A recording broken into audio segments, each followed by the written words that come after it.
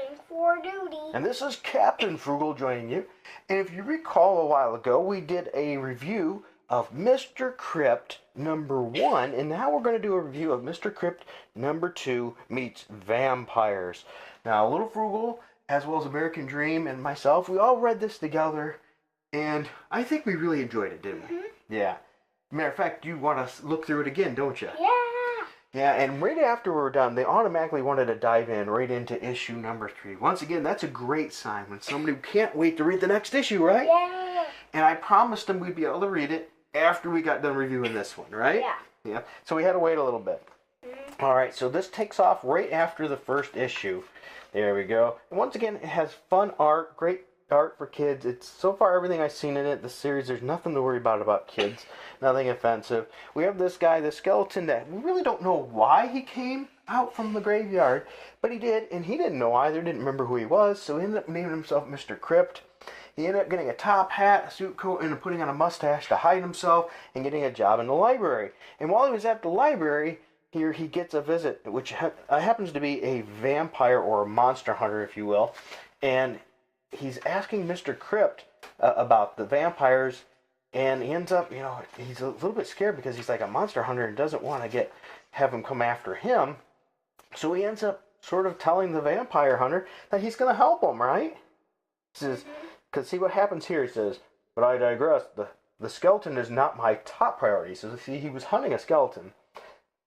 It wasn't his top priority. I am on the hunt for vampires. He's like, vampires? So to throw him off the trail, and because he knew a lot about these things for some reason, vampires and stuff, he pulls up a book and tells him, oh, he's a vampire hunter too. So he gets roped into hunting vampires. He's told there's two particular ones that he's hunting, and they separate to go after them. So Mr. Crypt goes home after this, and he goes and sees his buddy, and his buddy shows him how to take care of a vampire, shows him a steak, and he doesn't really know what to do with that, right? And then he ends up giving him garlic, and so we'll see if garlic helps him do what he needs to do. I know, it's funny, isn't it? Yeah. He says, wait, where did you find that steak and garlic? And he's like, I don't know. I know. Yeah. So anyway, Mr. Crypt there is going to attempt to be a hero. They split up there to find where they're going to go to hunt these vampires, since they got information on where they're going to be. So they're off onto the hunt. And so we start here, but Mr. Crypt actually runs into another skeleton, right? It's an evil skeleton. What's it say here, Little Frugal? Let me go, you Vile creature. And then he goes, roar, leave me alone, and the skeleton's running after him. And what's he say here? Trapped. I almost made it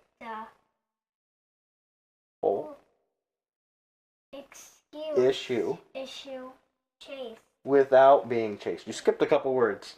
I must have him nervous. He's like, I almost made it through a whole issue without being chased, because it's a theme. He keeps getting chased in these books. So anyway, he ends up taking care of this skeleton business here. So he runs, roar. This day just keeps getting weirder and weirder. So you realize this is just a ruse. So anyway, let's move on here. But then he sees the real issue, see? Mm-hmm. So you can take care of that issue there.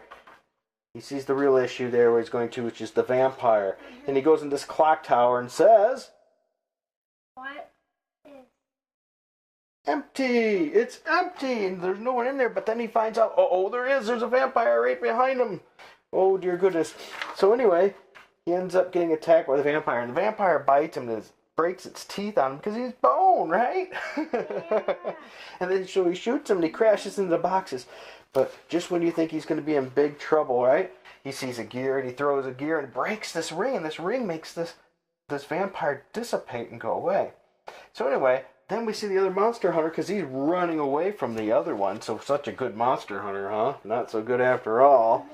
And this vampire ends up coming after him. But he goes, I may have an idea. It is, isn't it? What the devil? And you see the vampire is a bat flying in front of him to block them off. How is he going to ever stop another vampire? I wonder what his idea is. What is this idea that he has? I don't know. But remember, he throws a piece of garlic at him, doesn't he? Yeah. And he swallows all up. So he takes care of this guy.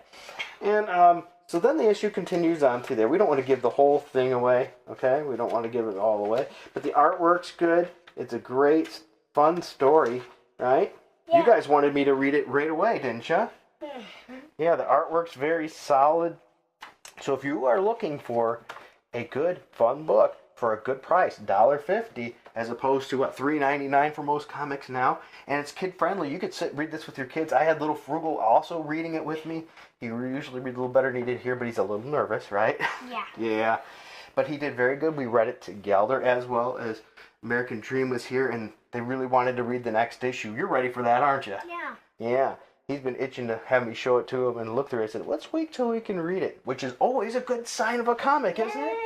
Yeah. So you've been really enjoying this. Now, just so you know, I recommend checking out Alterna Comics. You can get all kinds of deals with the large box of them. We got one with 60 comics, and this was we got all 3 issues of this 3-issue limited series in it.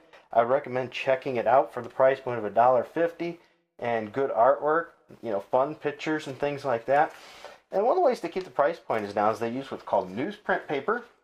It's, not as the glossy, high color quality paper. But you know what? The newsprint paper is just fine. We had just as much fun on this as any other comic book. The newsprint didn't make a difference. No harm at all. But nothing but fantastic. The artwork was great. It was fun. The writing was witty. It kept the kids laughing and giggling, didn't it? Mm-hmm. Yeah, you guys loved it. Are you ready now, Little Frugal, for the next issue? Yeah. Yeah. All right, guys. Well, we hope you enjoyed this video. If you did, please be sure to hit like, subscribe, and hit that notifications bell, right? Yeah. And if you want to help us more, too, you can go down to that link below and join our Patreon, where we have Patreon-only videos. Once in a while, we throw up these special videos. We also do giveaways, which, since it's now time, when this video is released, it should be time to have the next next gift on its way to somebody. So that's randomly picked there. I hit the microphone, so if you heard noise there, I apologize for that. So we have that coming on the way. Also, it's, holiday season, right? Yeah. Yeah. And since we're getting to the holiday season, it's a good time for gifts. Yeah. And who would maybe want a Captain Frugal shirt, or a Captain Frugal coffee cup, or clock, or pillow, or phone cover, computer cover, all kinds of stuff? You can check out Captain Frugal merchandise at captainfrugal.redbubble.com. So you can get Captain Frugal stuff, right? Yeah. I think I need a Captain Frugal clock on the wall. What do you think, Little Frugal? Yeah. Yeah. All right, guys. Well, thank you for joining us. We appreciate you being here. And until next time, Keep it frugal.